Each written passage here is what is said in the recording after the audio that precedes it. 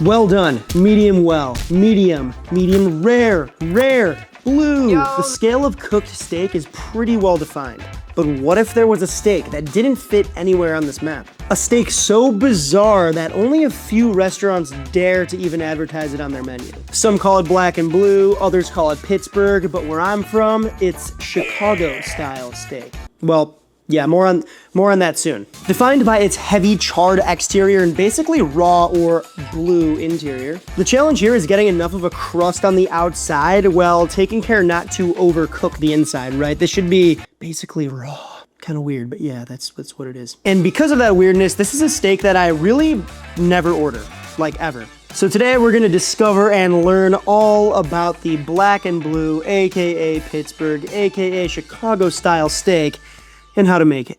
But before we do so, we need to make sure that we don't overcook the steak, and a good thermometer is essential for that. This video is sponsored by Typhur, specifically the Typhur Sync Gold Dual.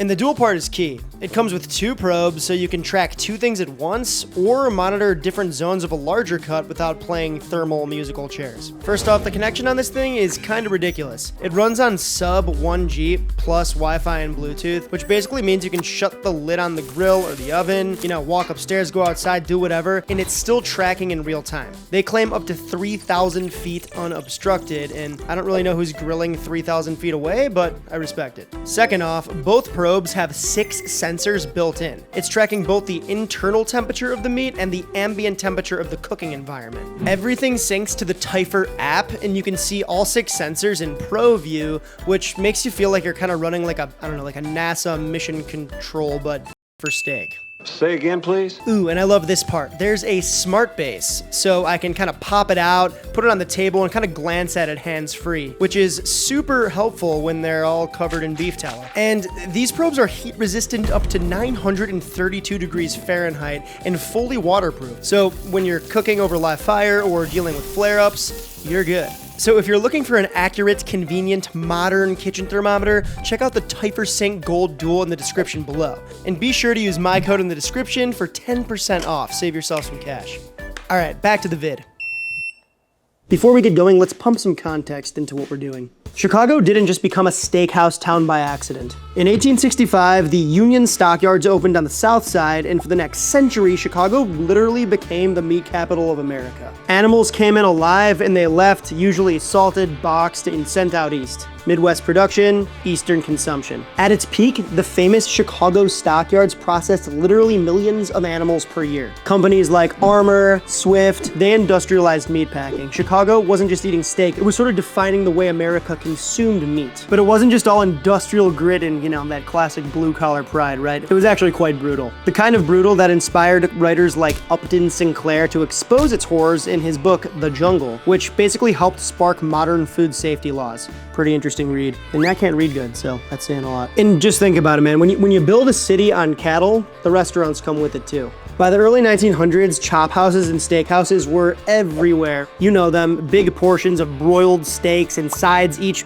big enough to basically be a dinner on their own. Classic Americano stuff.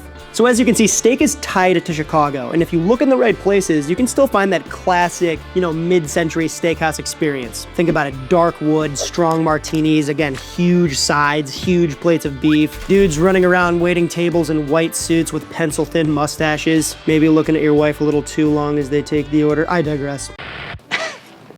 It's definitely expensive, it's definitely a special occasion meal, but it's fun to get your chocolate cake flambéed tableside every once in a while. And that's not a metaphor. Here's the funny part here. I asked a number of my local cook, chef, literally steakhouse owner and barbecue friends if they've heard of Chicago style steaks. To my surprise, 80% of them had no idea what I was even saying.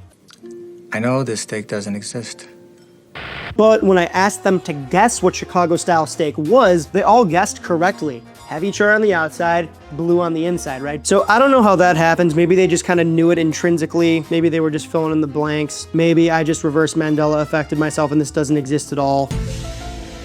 But I'm gonna stick by my guns here. I'm telling you, I'm not hallucinating, okay? There's even a Reddit post from 13 years ago where somebody mentions it. And if you look in the other crevices of the internet, you can find it as well. This goes by a couple different names. Black and blue, obviously black, charred exterior, blue, rare interior. In Italy, they got bistecca alla Florentina. And then, of course, when I was in Spain, I saw the classic Basque chuleta, right? These are all thick cuts of beef, charred on the outside, rare on the inside. But here in the US, the most popular way to order your steak this way would probably be Pittsburgh style. The story of Pittsburgh style is interesting. The legend has it steel workers working the factories used to take raw steak and cook them on, you know, I guess hot metal surfaces found around the factory. Why they feel that they have to cook their steak to order like a la minute for lunch is one thing. I don't know why they can just pack a bologna sandwich like a normal person, but listen, that sounds like a lot of fun, something I would do too. Because of that high heat, the steak would char on the outside and basically be rare on the inside, so these dudes would basically just, I guess, hit it like that. Reminds me like something like Ron Swanson would eat. You know what? I am gonna have that third steak after all. And honestly, I mean, nomenclature aside, I think these two cities are tied to the hip when it comes to this style of steak. Think about it. Chicago is a meat production town. Pittsburgh, a steel production town. And you need steel to make a grill. And you need beef to cook steak. See where I'm going with this? So whether you call it black and blue, Chicago style, Pittsburgh, it doesn't matter. Really what you're tasting is American ingenuity, industry, and agriculture on a dinner plate. Maybe like an oval dinner plate, like Steakhouse style. Oh, look, there's my steak dinner right there. Right inside the... Ooh, that looks delicious. Okay, am I making this up?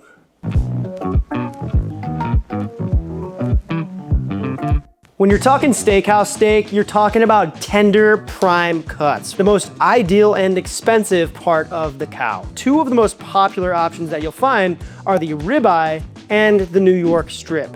That's what we have right here.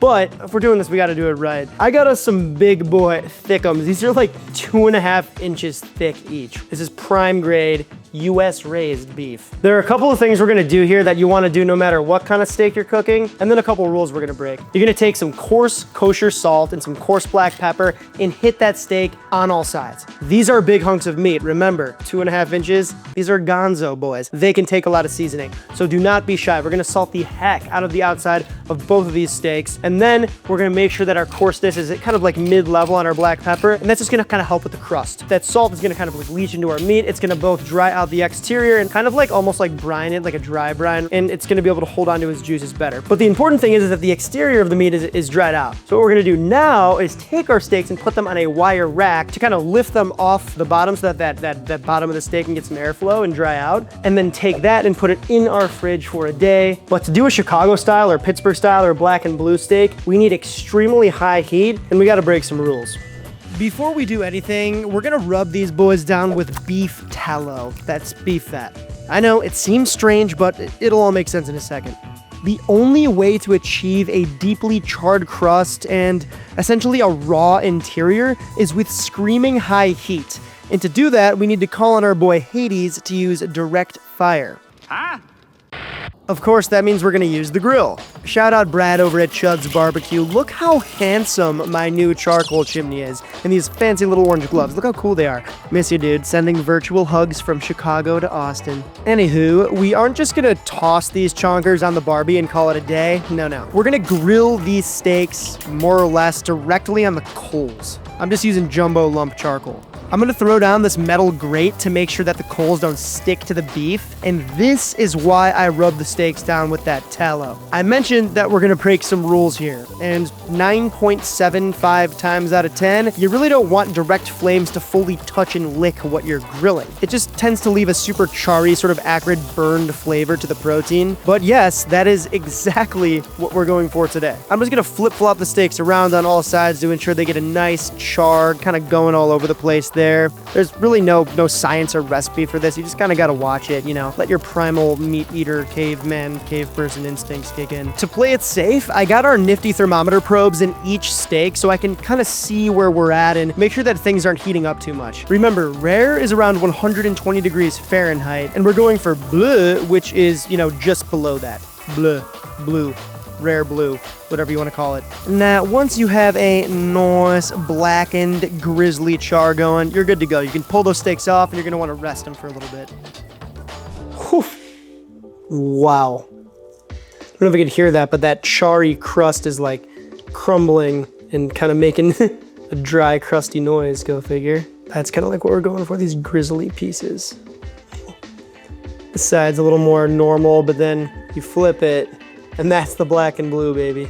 All right, so we got our crusty boys here, and they are looking quite carcinogenic, if you will. These have been resting for about 20 minutes, and they've climbed in temperature. They are still a far cry away from that 115, 120 with the carryover for that rare temp. These are definitely sitting blue, sitting pretty much raw, which is what we were going for, right? Some of you guys probably want to kill me right now. And I totally get it, because this is about $212 worth of prime, good old USDA certified beef. And a lot of you probably think I totally ruined it. Again, I never order my steak like this, so I think we gotta taste it before we judge it. However, they look a little questionable. I do like a little bit of gristle, a little bit of char, that flame flavor, but this is taking it to a whole nother level. Why don't we start with our New York strip? All right, we can remove the probe, it's done its job.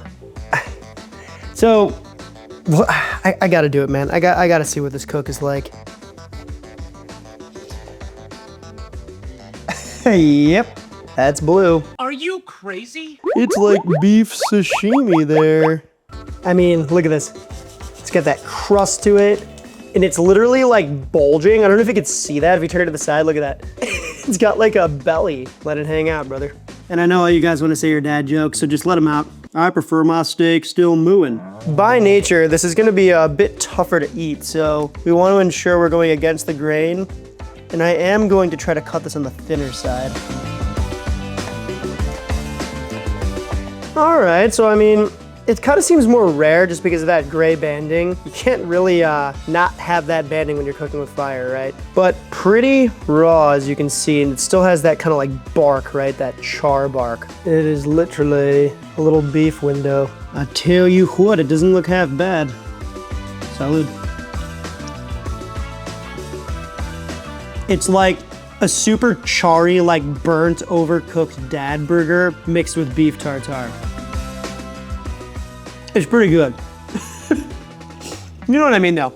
Those dad burgers that turn into basically like burnt hockey puck meatballs. It's got that same kind of like, almost like bitter, acrid, which you don't want those two words in anything that you've cooked or that you're going to eat. But I will say, it's kind of weirdly nostalgic right now. Now, I'm a mid-rare guy, but this is hitting right now. I was not expecting to like this, to be honest. I thought it was gonna be like way too acrid, way too bitter, almost like toxic tasting, but the gristle is nice. This is what the old timers like. Burnt fat. That was really good. I might be aging a little too fast, especially after this. Okay, well, I was gonna throw this ribeye back in the oven here, kind of cook it to a nice mid-rare, but I like to cook on that, and if that's anything like this, we're in for it. So let me show you how I'd serve this one up. I'm gonna do this a little different, kind of leaning into that Chicago style energy. We're gonna have fun with this one. Remove the probe. All right, so we got a ribeye. I like to start by removing the bone. So we're just gonna cut down bone here. Remove that, and we're left with a boneless ribeye. So from here, I like to remove this little square piece, and then right here, 3 sides and 1. this is the decal. See how it naturally kind of releases? Doesn't always do this, but I'll take it. This is my favorite part. Let's cut into this main meat part. Look at this. So now I just like to keep these pieces. I don't like to go super thin on this. Oh, this is blue. Look at that. Oh, that's still mooing for sure. So we have our beautiful main piece. We're gonna put that to the side and get going on our decal here, which I like to just kind of lay out like this. And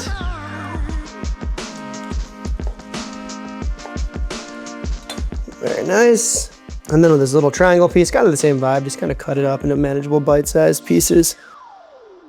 Now, we all know steakhouses love to serve a big old hunk of beef with a big old hunk of butter, but I wanted to make this special, so we're gonna do something a little better.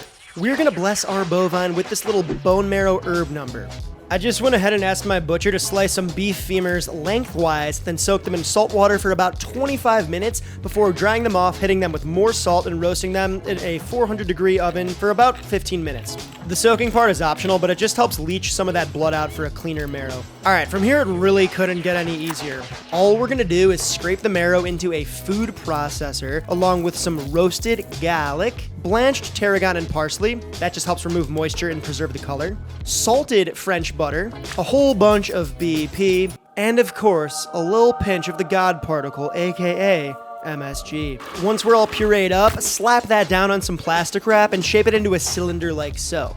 Now you can just toss it in the fridge until it hardens and sets before slicing as much butter as you'd like to serve with your steak. But I mean, come on, we're eating a massive, gorgeous piece of cherry buff here.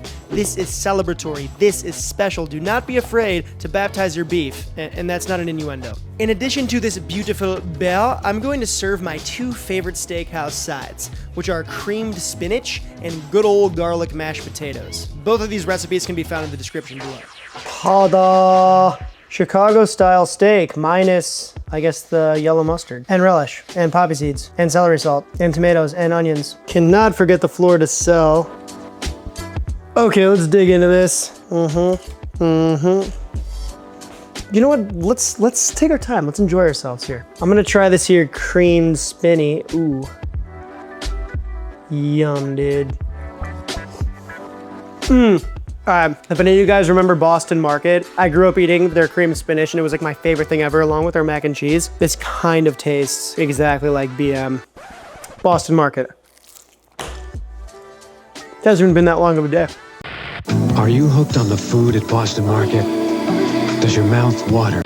All right, the mashed potatoes. Now listen, if you're gonna ask me my favorite potato side, with a steak, it might be frites or fries, but baked potato, mashed potato, potato. Again, crispy top makes all the difference. Garlicky mashed potatoes, yummy. You guys, I'm really excited. Check. Oh, almost forgot. Oh, there you are. Horseradish sauce. I just kind of whip this together, but I'll leave a recipe for you in the description. But let's dig in here. I'm going for a centerpiece with plenty of butter. Oh my lanterns, look at that. I think this is the bluest of them all. I might even have to, how do I think that I can just eat that without cutting it? That's insane. I'm feeling a little insane. Maybe I am insane. Maybe this doesn't even exist. All right. Oh, mother, dear mother. Okay, same thing as the New York strip. I'm an animal, so just gonna have to bear with me today. But it's charry, it tastes like fire, but then you get hit with the beef sashimi, right? Can't say it's beef sashimi. And these little sport peppers here, these acidic little pops of like vinegar spice. With the butter and the rich beef. That butter is really good, you guys should make that. Dude, the decal. I love the decal, dude. Super tender. It's almost like a hanger steak built into the ribeye.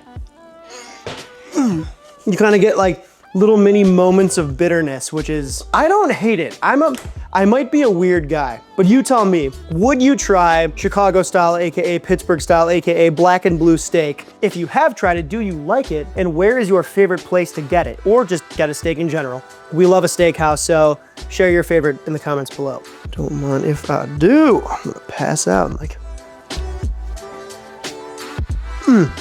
Tastes like we're back in the stockyards. Hopefully not.